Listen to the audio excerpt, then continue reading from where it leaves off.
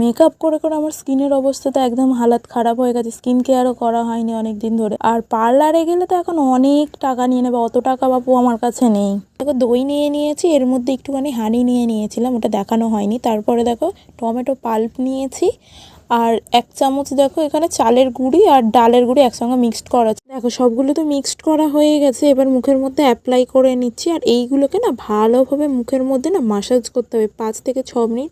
যদি ভালোভাবে মাসাজ করি তবে কিন্তু আমাদের নাকের কাছে যে ব্ল্যাক হেডস হোয়াইট হেডস থাকে না, ওগুলো এই স্ক্রাবার দিয়ে স্ক্রাব করার পরে না দেখবে ওগুলো সব রিমুভ হয়ে গেছে, ব্ল্যাক হেডস বলো বা হোয়াইট হেডস বলো। দেখো মুখটা ধুয়ে নিয়েছি, তারপরে দেখো ময়শ্চারাইজারটা অ্যাপ্লাই করে নিচ্ছি মুখের মধ্যে। ময়শ্চারাইজারটা মাখা হয়ে যাওয়ার পরে দেখো কতটা স্কিনটা গ্লো করছে, আগে কেমন স্কিনটা ছিল আর এখন স্কিনটা দেখো। তোমরাও কিন্তু এটা বাড়িতে ট্রাই করতে পারো, এতে তো কোনো কেমিক্যাল দেওয়া নেই, তো অবশ্যই কিন্তু তোমরা এটা ট্রাই করো বাড়িতে।